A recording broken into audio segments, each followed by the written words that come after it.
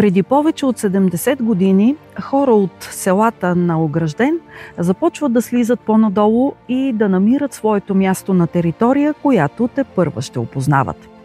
И така, вече 70 години село Първомай, най-голямото село в община Петрич, е притегателна точка за млади семейства, техните възрастни родители и хора, които избират да живеят в тишина и спокойствие и да развиват своя бизнес на родното си място.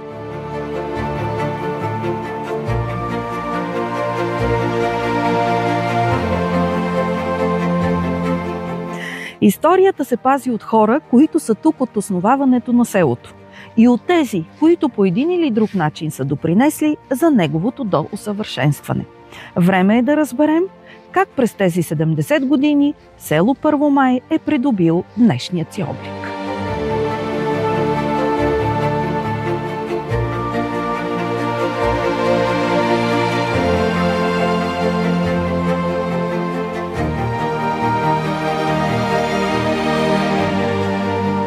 Село Първомай е второто по големина село в югозападна България. То се намира в община Петрич, област Благоевград. Село Първомай е разположено в Петричко-Санданската котловина, в най-ниската част между планините Беласица и Огражден. В близост тече река Струмешница, която се влива в река Струма. То е признато за село на 12 декември 1955 г. от населена местност в землището на Мендово. Училището е най-старата институция от 1947 година. От признаването на селото до 1987 година е общински център с 26 села в състава на общината, предимно в планината Огражден и нейното подножие. Към 15 март 2017 година населението на село Първомай 3686 души по постоянен адрес и 3346 души по настоящ. Всяка година на 1 май се организира традиционният събор на селото. Той е повод за провеждането на културни и спортни събития, като състезания по народни песни и танци, футболен турнир на малки врати, турнир по шах, турнир по ловна стрелба, маратон и други, където много талантливи любители на тези занимания имат възможността да разкрият своите заложби.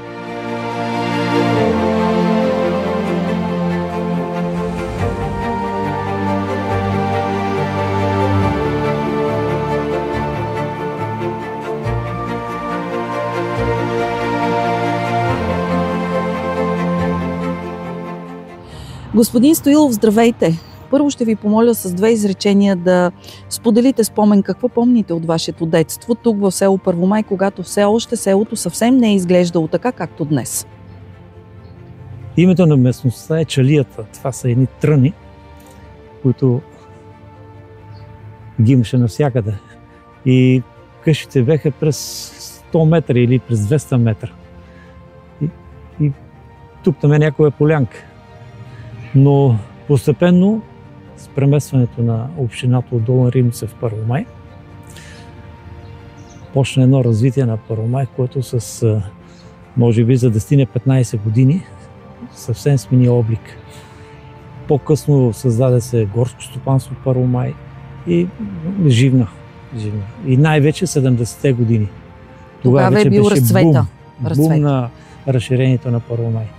Много млади хора от целия Огражден се преместиха тук, наприха къщи и стана голямо.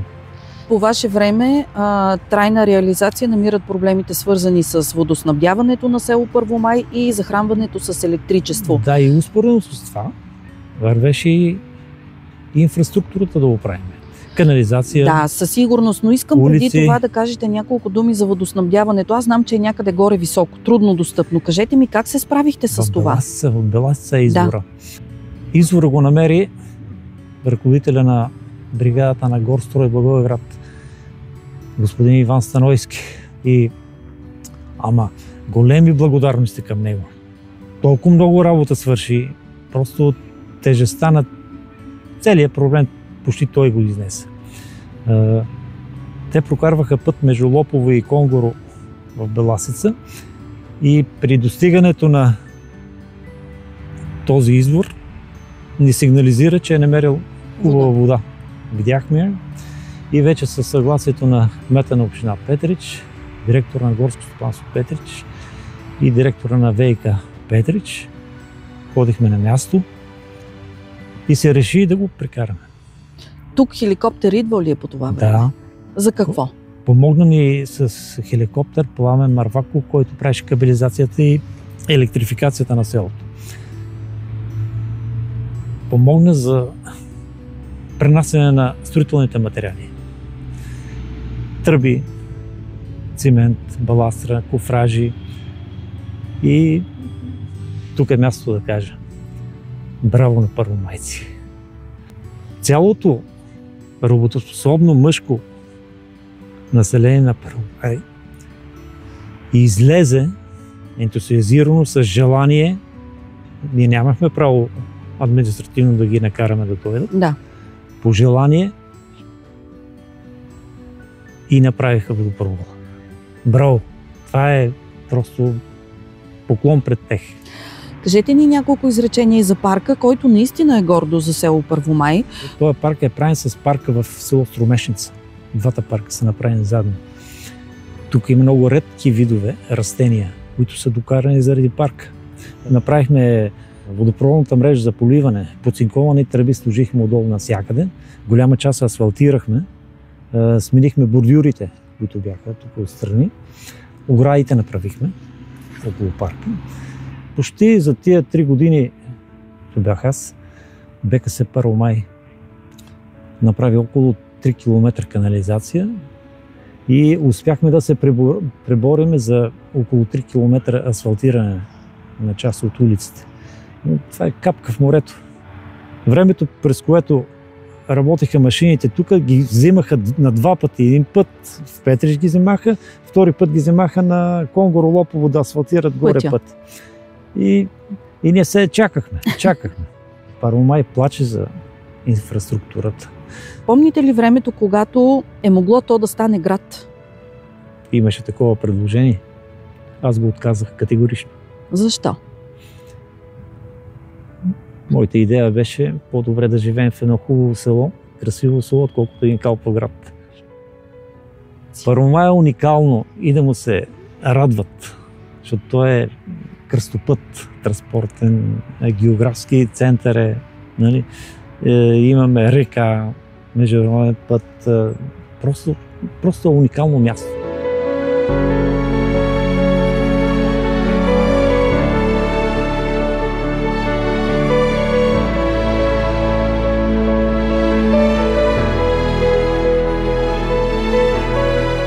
Господин Стоянов, здравейте! Откъде сте дошли и откъде е вашият род? И как се озовахте в Първомай? Да, моят род е от Долна Рибница и Правогордо произхожда, но аз съм роден в Петрич и през целия си живот живея в Първомай, т.е. от деня на моето раждане.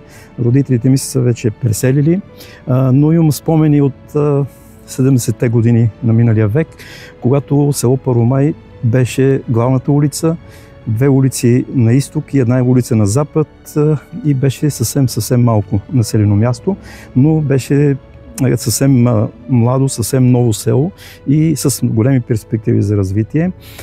Хората от не само от Долна Рибница и Правогордо, където са моите прадеди и предци, но и от всички села в Огражден са намерили така своето бъдеще и са преселили от тези населени места.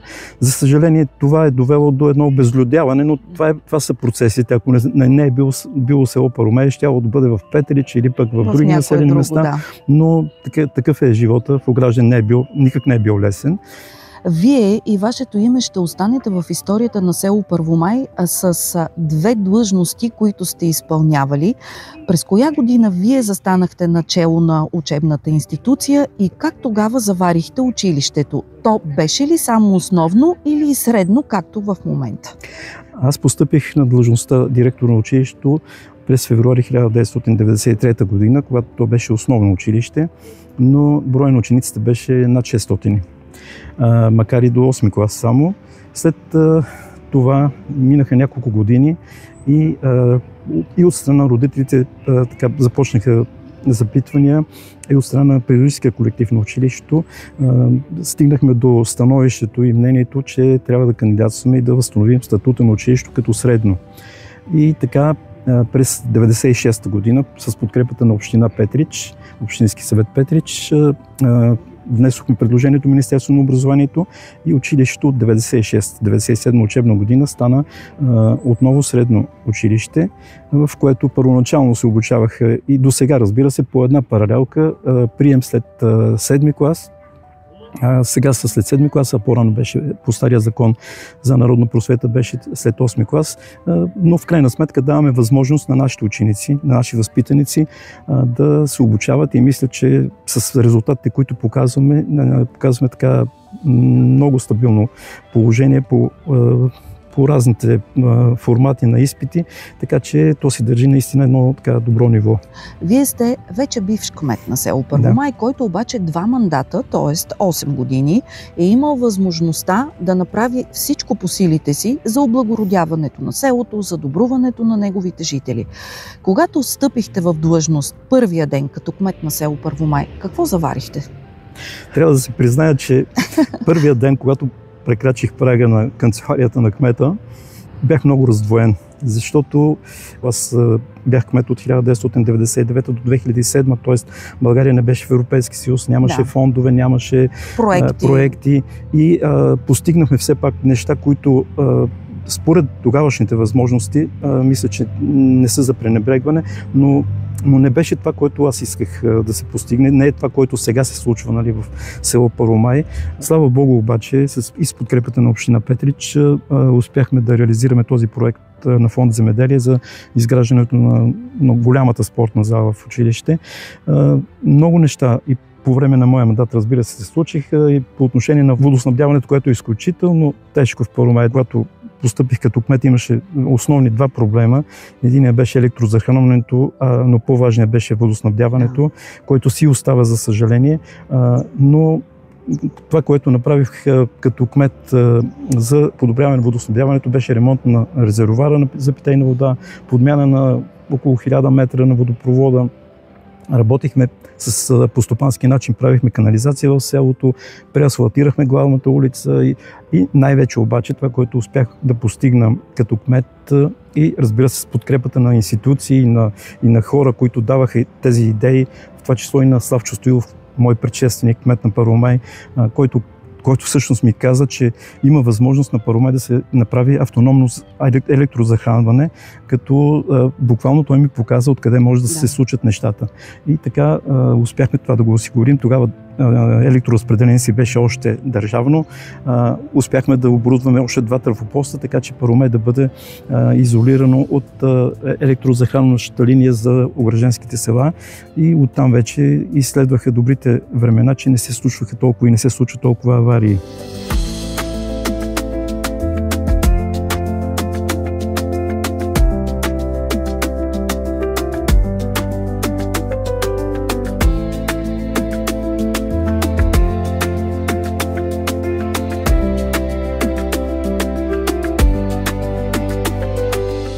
Госпожо Гюрова, здравейте! Благодаря за прекрасното посрещане в детска градина Синчец, село Първомай.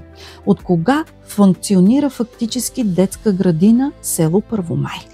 Здравейте! Добре дошли в нашата слънчева детска градина. Историята на детска градина Синчец датира от далечната 1969 година, когато дейността започва с една полудневна група. През 1970 година се отварят още 2 групи, една целодневна градинска група и една целодневна яслена група. През следващите години, с всяка изминала година, групите в детската градина се увеличават и към 2018 година в детска градина Синчец се отглеждат 275 деца, разпределени в 11 групи. Но, за съжаление, демографската криза и ниската раждаемост, която е проблем на цялата страна, но не е осъзнаемо тук при нас в селата.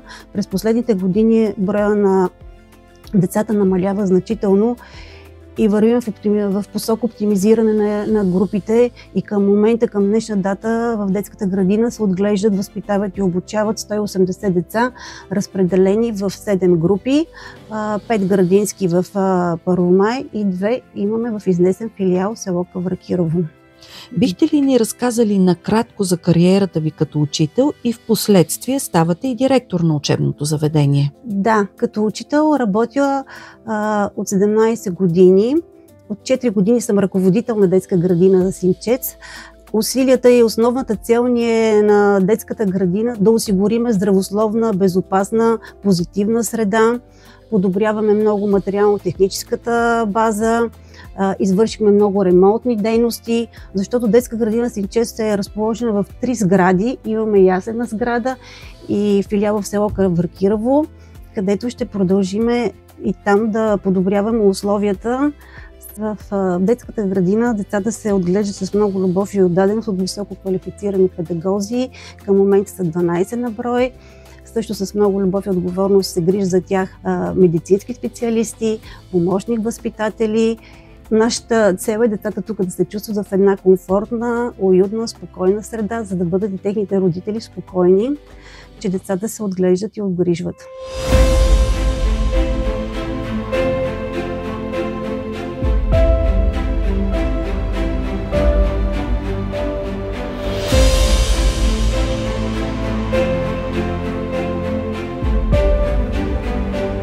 Доктор Сратков, здравейте! Вие и вашето семейство от село Първомай ли сте родом или някои от околните села? Аз и моето семейство сме родени в съседното село Долна Рибница. И ученическите ми години и част от студентските минаха в Долна Рибница. На мястото на пощата сега, на втория етаж, беше ни здравната служба. Там започнах. 1 година бях там. След това, тъй като имаше място в Първомай и имаше една стара сграда, която на времето си е била здравен пункт, след това гинекологично отделение, родилно е имало, се наложи да си вземат пощата етажа, втория етаж на пощата за тех. И аз, като тогава ме направиха и общински лекар. И преместих здравеопазването в бившата тая стара служба, която беше, на мястото сега на дома. По това време е имало няколко родилни отделения в различни села от община Петрич, сегашни села. Едното е било в село Карналово. Така, знам. Тук, в село Първомай, имало ли е такова? Най-напред е било в Мендово, съседното село. След като вече се построява тази сграда тук, в Първомай, и преместват гинекологията и акушерството в Първомай. Като общински лекар имах 63 здравни работници. От всеко село бех направил здравен пункт и медицинско лице. Фелдшер ли ще, лекар ли ще, нали? И в Гега имаше лекар, да. Кавракирово, дойде след мене друг лекар и навсякъде имаше. Даже Яково, Дреново, сестри му, къде са сега вече почти обезлюдени, и там бех назначил здравни работници. Значи 1 година имах 83 деца родени в нашия район. Колко къщи имаше, когато вие дойдохте да живеете в село Първомай? Помните ли? Не мога да знам колко бяха, но коментирахме с пощаджията, който ги знаеше. Да? И ми каза тогава, че имаме 140 къщи рибнишки в това село. Само рибнишки, отделно Иваново, Гега, от много места има хора, но и с тях е заселено селото всъщност. Да. Кажете ми, доктор Сратков, за 45 години трудов стаж като медицински работник, кой е най-фрапиращия случай, който не бихте забравили до живот, както се казва? Най-фрапиращия ми случай е този, когато ме остави колежката вече сам, и един човек, който е от Първомай и получава инсулт и се свлича. В момента се свлича под кушетката. Аз съм го вкарал вътре в кабинета. Да. Очите му се затвориха и почна да трепери. И аз, млад лекар, просто и аз се разтреперах тогава и до днес ще си го помня този Това е Крум Горничар, така го виках. Веднага на линейката, имахме линейка, качи го, кара го в Петрич и човека после си работи 17 години в полето.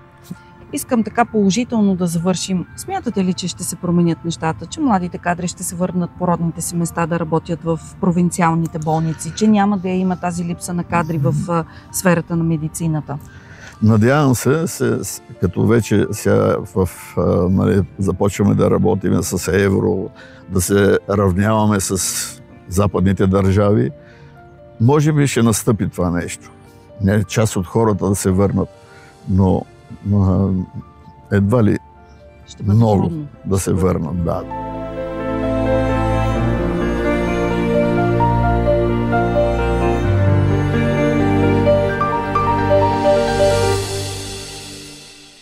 Отдаваме заслужена почит и на отец Георги, който е роден на 10 октомври 1956 година. През месец януари 1984 година той е ръкоположен за дякон и свещеник в храм Въведение Богородично, град Благоевград, от Неврокопският митрополит Пимен. Служил е като енорийски свещеник в селата Яворница и Първомай, Петричка, Духовна Околия. Жителите на село Първомай ще го запомнят с неговата доброта и вяра, както и със старанието му да приучи към Христа мало и голямо, които са посещавали храма.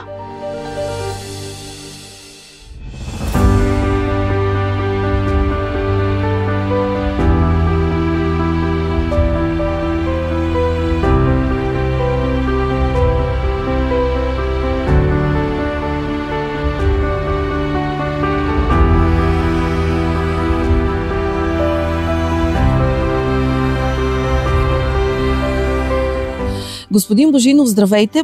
Вие сте представител на няколко области, като жител на село Първомай. Едната област е политическата, другата област е областта на бизнес средите. Да. И точно по този повод искам да разговаряме, но в началото ми се ще да кажете няколко думи откъде всъщност е вашия корен. Моя корен е от Право Бърдо и Дреновица е майка ми, но като млади хора са дошли да живеят в Първомай и аз съм роден в Първомай. Тогава сме започнали да правим къщата в село Първомай. Първомай в тези години е имало вече родилен дом и доста така от нашите набори са родени в село Първомай и си живеем в Първомай. Едно много приятно и много така спокойно място за живеене. Значи аз съм бил тук в детска градина, след това съм завършил средно си образование тук. Имаме прекрасно училище, прекрасни учители имахме. Просто много добро място за живеене беше. Но така с промените малко се намали и раждаемостта, и хората. Но в последно време в Първомай наистина се вижда пак едно обединение. Едно време беше така разединено селото, сега виждам, че хората са така, в повечето случаи са много приятелски настроени и са много оптимист за нашето село, че ще продължим да вървим в тази посока, да става все по-хубаво място за живеене и то се вижда. Като представител на частния семейен бизнес, смятате ли, че село Първомай дава достатъчно възможности за развиване на семейен бизнес, което пък съответно ще накара младите хора да останат да живеят в селото? Значи първомайци, като хора от планината, които са работили в така, много тежки условия, са много работливи хора. Даже които излизат навънка и инвестират в Първомай, тук се вижда и по цени на имоти, те са съпоставими с Петрич. Защото младите хора започнаха да се занимават с частен дребен бизнес, с земеделие, които ходиха навънка, донесоха парите тук и съм оптимист за селото. Мисля, че бизнесът в Първомай ще продължава да се развива.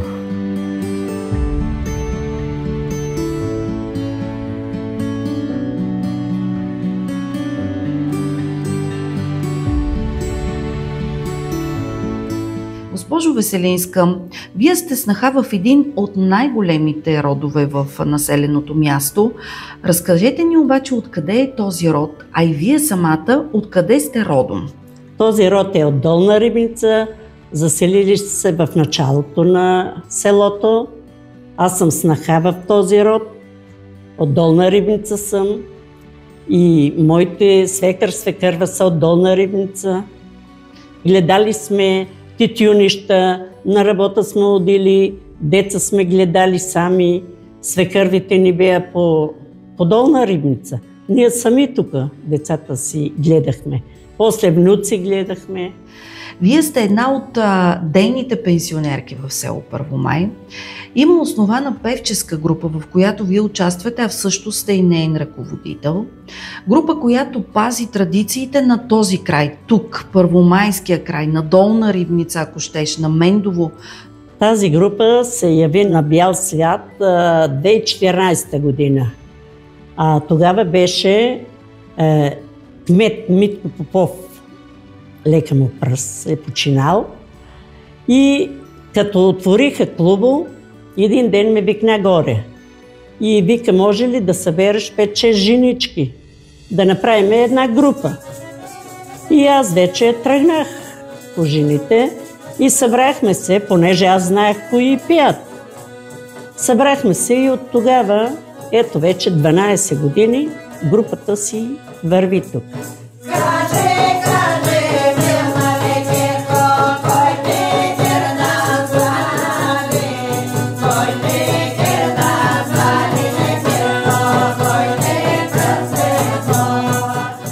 Вие като деца, когато сте били, като Муми и Ергени, пеели ли сте по мегданите? Да, пеехме.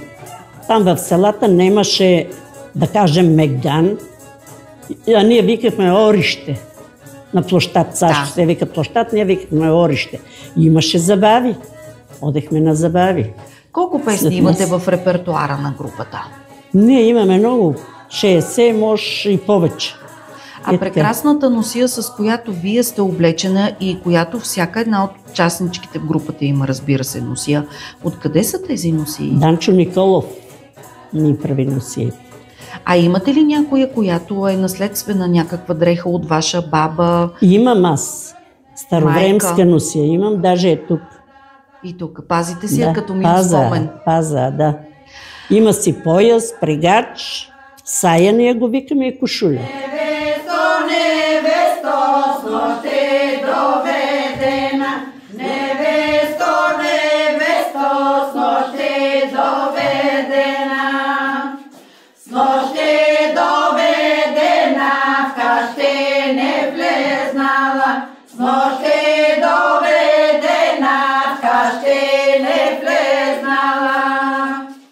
Госпожо Костадинова, здравейте! Радвам се да поговорим и с вас, защото за радост на хората от третата възраст в най-голямото село на територията на община Петрич вече няколко години функционира голям, уютен и приветлив пенсионерски клуб. Нашия клуб е създаден през 2014 година, рано пролетта, при кмета Методи Попов. Имахме много голямо желание в селото да имаме такъв клуб. Просто изискваха се неща. Така беха, че трябва да се събират такива хора, да се срещат, да разговарят, да общуват, празниците да празнуват, делниците. Всички празници се празнуваха в селото. От селото идваха тук много хора. Първоначално бехме 100 човека. Много голяма група. Не можехме да съберем. После почнаха да намалят, защото над 70 години бяха вече хората. И сега сме много малка група, мога да кажа 25 човека. Мероприятията в групата са насочени предимно за среща, за да си пием тук кафето, чая. Нашата домакинка е много учтива. 12 години ни сервира, без да отидем ние при нея.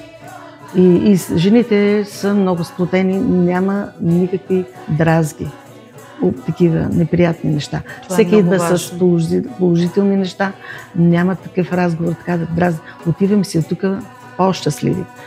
Не се разправяме, дразги няма, неприятности няма. Всеки казва нещо ново, нещо интересно и за 1-2 часа раздумка всеки си тръгва по своя път.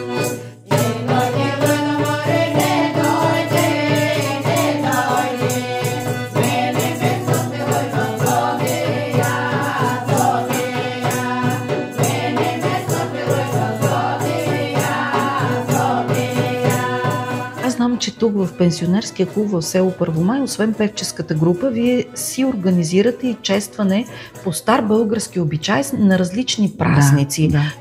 Той се прави в огражден ресторанта, идват много млади хора, просто се изявяват младите хора, хареса им, защото инициативата се поема от възрастните хора, слага се обява и посещават. През годините празника беше много, просто нямаше места къде да седнат в ресторанта. Толкова много на Бабин ден, на 8 март и много ястия се поднасят. А ние си поемаме такава инициатива. Рождения ден на внуците, рождения ден на нашите мъже, на бабите, на дядовците, всеки ден донасят по нещо. Вчера тиква, на ден пак тиква, такива неща. Не оставаме да си почетем нашите семейства, децата. Което е много важно. И това е много хубаво. Сватбите на нашата домакинка, внуците сега донасят снимки, такива ни спомени. У вас да дойда моме на сто да седна, на сто да седна моме тебе да гледам.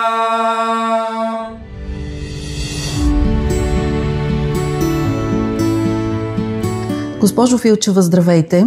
Вие сте един от малкото кметове на село Първомай, който бе избран на първи тур на местни избори. Млад, деен и амбициозен човек, който е заложил в програмата си и се надявам да осъществи много в името на жителите на най-голямото село на територията на община Петрич. Когато застъпихте обаче като кмет на селото, какво заварихте от вашите предшественици? Първомай е най-младото село в община Петрич. И всеки от кметовете до момента е направил всичко възможно и всичко по силите си, спрямо възможностите си, да облагороди и да промени начина на живот в селото. Какво предвиждате в програмата си? Върху какво ще наблегнете през вашият мандат? Най-належащо на този етап смятам, че е подмяната на довеждащия водопровод. В предвид проблемите, които има в последно време в национален мащаб, смятам, че това е от изключителна важност за момента. Гордеете ли се със спортните постижения на децата на село Първомай? Да, в Първомай в момента има спортна дейност, дори имаме шампион. Всички познават Стоян Петров с неговите изключителни постижения, за което го поздравявам. В училище имаме много силен волейболен отбор, децата са много амбициозни и изключително отдадени на това, което правят. Футболният отбор също е много силен. Момчетата наистина правят страхотни неща. Срещате ли разбиране от страна на жителите, когато подемате инициативи за различни проекти и празници в селото? Определено да. Хората в Първомай са отворени към събития. Всичко, с което се заемем, защото го правим заедно, се получава добре, тъй като всичко се прави за хората и от хората.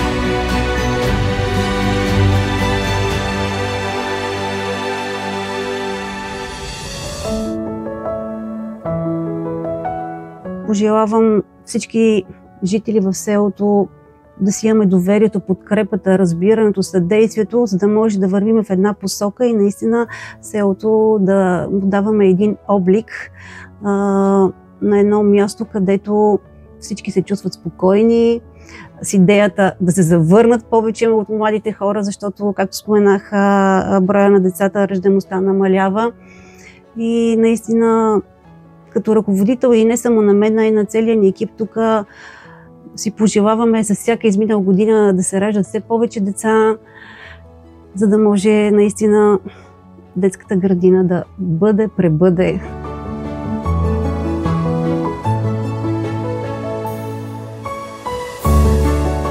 Пожелавам да са живи, да са здрави, да се срещат, да намират време да дойдат на нашите празници в селото на Първомай, нашето село. Времето минава много бързо.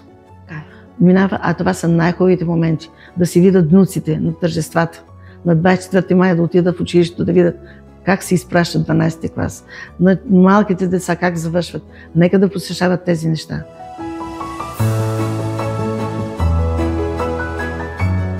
Пожелавам на всички жители да са живи и здрави, да се разбират, да няма разединение, да има обединение.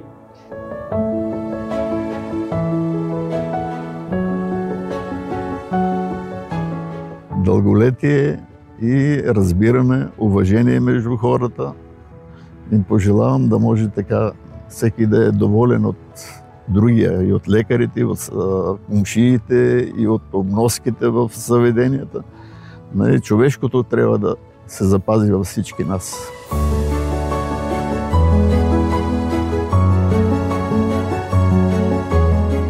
Първомайци трябва да са горди с селото си и да работят за развитието на Първомай. Първомай е ново село, но на място, където е имало много селища и така е древно селище, погледнато по друг начин. В следващите 700 години да станем град, да бъдем по-големи и мисля, че ще и обединени най-вече. Ние сме обединени. Вие сама знаете, на последните избори видяхте един представител и на бизнеса, и инициативен комитет без партии, спечели от първи тур. Първомай започнава да се обединява и пожелавам на всички здраве първо, после другото ще си го свършим.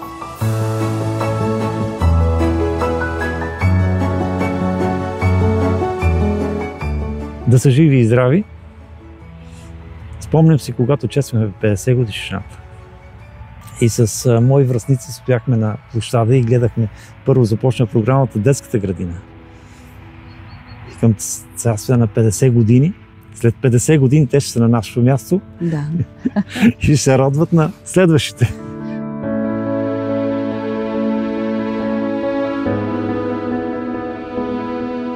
Искам да пожелая на всички жители на Първомай да са здрави преди всичко, да са търпеливи, да вярват в това, че стремежа на местната управа е да се подобряват нещата, да са толерантни. Значи това е много важно да го знаем, защото оттам зависи доколко ще бъде мотивиран и кмета на селото. Той, ако усеща тая подкрепа, ако усеща позитивното отношение на хората, той ще полага още повече усилия. Защото няма човек, който заема тая позиция, който да не иска да се развива селото, но за това нещо ние трябва да подкрепяме и кмета, трябва да подкрепяме и всички институции в селото. И като така една важна съставна част от община Петрич да постигнем, да го направим Първомай по-добро място за живеене.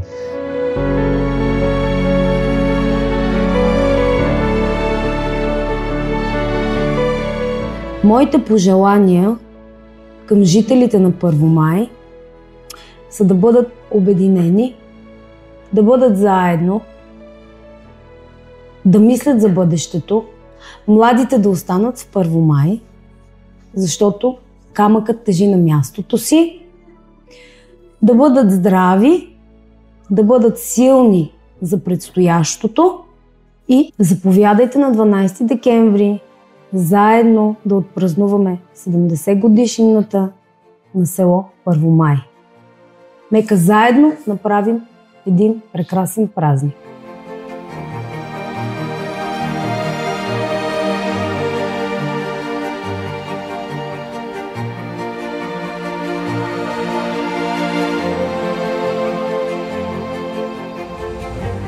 Към днешна дата село Първомай, най-голямото село на територията на община Петрич, събира в полите си хора, които милеят за родното място.